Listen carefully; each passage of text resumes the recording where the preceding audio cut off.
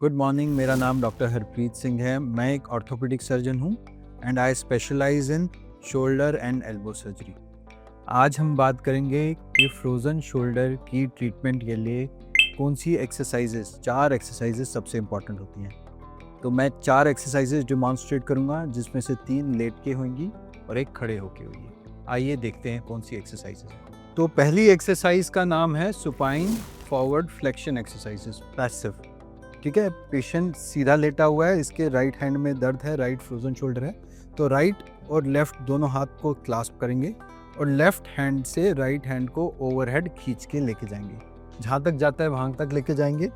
और इस पोजीशन को, जहाँ पे मैक्सिमम स्ट्रेच है, 30 सेकेंड होल्ड करना है। 30 सेकेंड होल्ड कर पाते हैं तो 5 रेपिटेशंस एक बार में आर मोर देन इनफ, और फिर इसे 30 सेकेंड बाद वापस ले जाएंगे।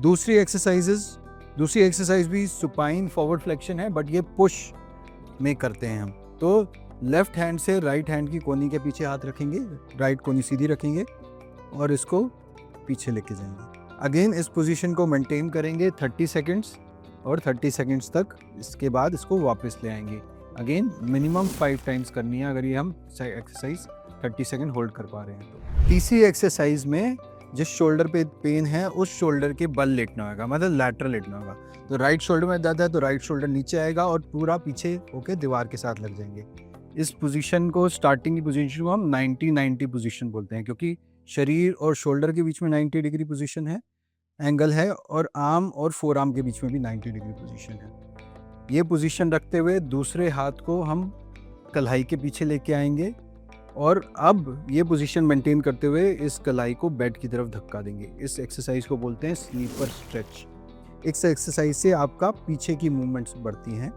अगेन 30 सेकंड्स होल्ड करने की कोशिश करनी है। अगर 30 सेकंड्स होल्ड कर पा रहे हैं इस पोजीशन को तो 5 रिपीटेशंस आर मोर देन। चौथी एक्सरसाइज खड़े होके होगी, इसको कॉर्नर स्ट्रेच बोलते हैं। तो रूम के कॉर्नर में जाएंगे और कोनी और बाजू, मतलब एल्बो और फोरआर्म दोनों अलग अलग वॉल्स पे ऐसे टिक जाएंगे। अब इस पोजीशन को मेंटेन करते हुए शरीर को हम आगे लेके जाएंगे। इससे आगे की शोल्डर की आगे की मसल्स पे स्ट्रेच बढ़ता है और एक्सटर्नल रोटेशन, ये वाली मूवमेंट हमारी बेटर होती है। अगेन 30 सेकंड्स होल्ड करके रखना है। अगर 30 सेकंड्स होल्ड कर पाते हैं तो फिर 5 रेपिटेशंस आर मोर देन। तो ये 4 एक्सरसाइज हैं। हर एक्सरसाइज को 30 सेकंड होल्ड करना है।